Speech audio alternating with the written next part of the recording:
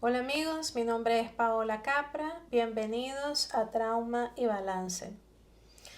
Si eres de las personas cuando te preguntan cómo te sientes y tu respuesta es, me pasan tantas cosas que no sé ni por dónde empezar, este video es para ti.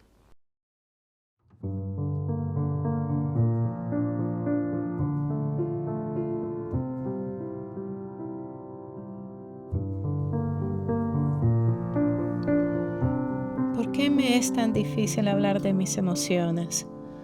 Ese por qué que te suena abrumante e imponente, que estando frente a frente ante esa pregunta te hace sentir triste y con melancolía.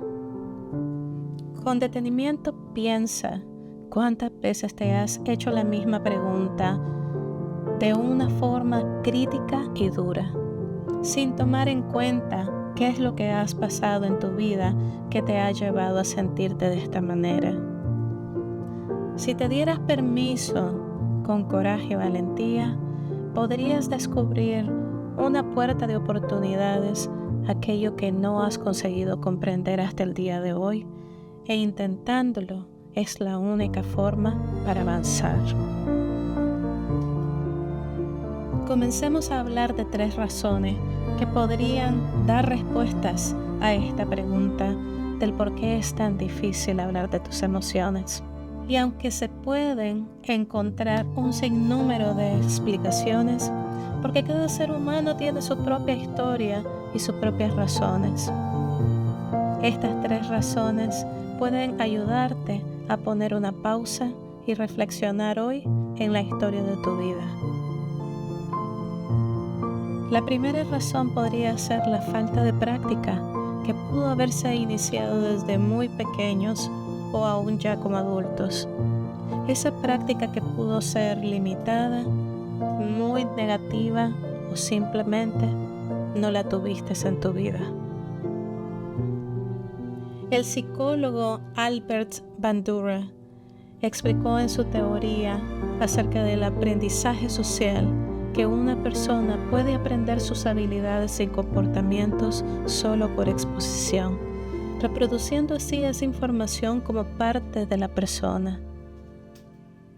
Los primeros maestros en la vida de un ser humano son las personas que nos crían, como nuestros padres, una abuela o abuelo, una hermana o un hermano, que de igual forma que aprendiste el lenguaje de ellos, entre otras cosas también, aprendiste cómo lidiar con tus emociones, es decir, de lo que tú vistas, esa va a ser tu primera base. La pregunta ahora es, ¿cuánta práctica has tenido en el ejercicio de comunicar tus emociones con las personas más cercanas a ti, sintiéndote apoyado y comprendido? ¿Han sido positivas o negativas esas veces que trataste de hablar de tus sentimientos? El beneficio para aquellos que sí tuvieron las experiencias o interacciones positivas es que pueden hablar de sus emociones más confortablemente, teniendo esa conexión emocional con otros y que podría facilitar el proceso de trabajar con ellos mismos en un futuro. Mientras aquellos con falta de prácticas positivas en sus vidas tal vez solamente han aprendido a evitar, minimizar o callar sus emociones, definiendo así su forma de pensar y actuar, las cuales pueden dar paso en un futuro a la depresión y la ansiedad, entre otros diagnósticos de salud mental. Toma en cuenta de que no existen los padres perfectos y de que tal vez ellos de pequeños tampoco no tuvieron esa práctica positiva de la que estamos hablando, proveniente de sus padres, de sus abuelos, es decir, de una generación a otra, y que tú simplemente estás siguiendo ese patrón. Uno de los ejemplos de esta práctica o interacciones negativas se puede ver relacionada en el proceso de suplir nuestras necesidades básicas, frustrando este ejercicio de hablar de nuestras emociones. Según Maslow, define 5 jerarquías de necesidades básicas que tiene un ser humano, de las cuales se resumen en 3: las necesidades físicas, las necesidades emocionales y las necesidades sociales. Entre las necesidades físicas se encuentran la comida, la ropa, el techo en donde vivir, dormir, nuestra salud física en general. Entre las necesidades emocionales se traduce en el sentirse querido, respetado y formar tu autoestima. Y en las necesidades sociales se refiere al de relacionarte con otros, tener una profesión y el de pertenecer a una comunidad. Velo de esta forma: en aquellas personas que solamente se enfocan en las necesidades físicas, se encuentran aquellos padres que trabajan largas horas, que cuando el hijo o la hija intentan hablar de sus emociones, el padre o la madre responden: te falta comida, ropa o techo. ¿Qué te falta? Con estas respuestas hacen que se pierda la importancia al sustituir una necesidad por otra.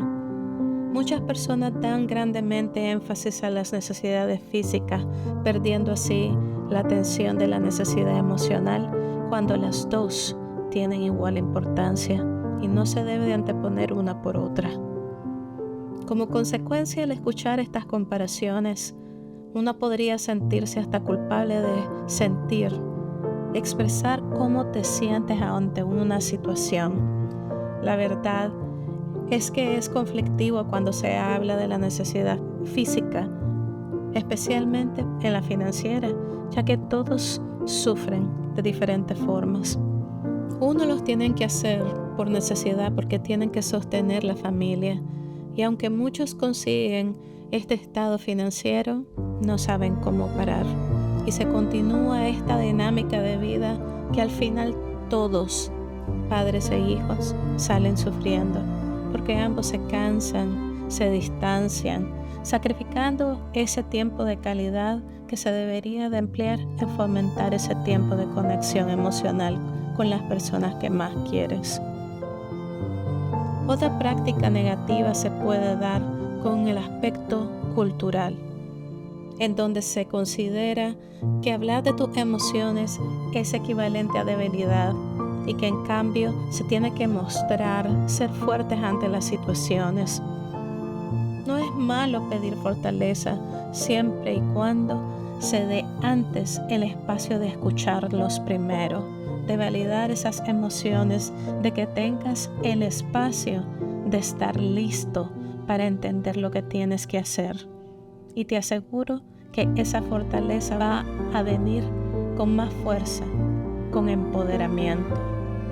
Otra práctica negativa se da en aquellos que elegimos en los lugares equivocados para refugiarnos y nos abrimos emocionalmente con las amistades, pero no pensamos en las consecuencias cuando se elige la persona errónea, que no tuvo ese tacto y de guardar lo que se le fue confiado, convirtiéndose en una experiencia vergonzosa, penalizada y negativo al intentar hablar de cómo te sentías.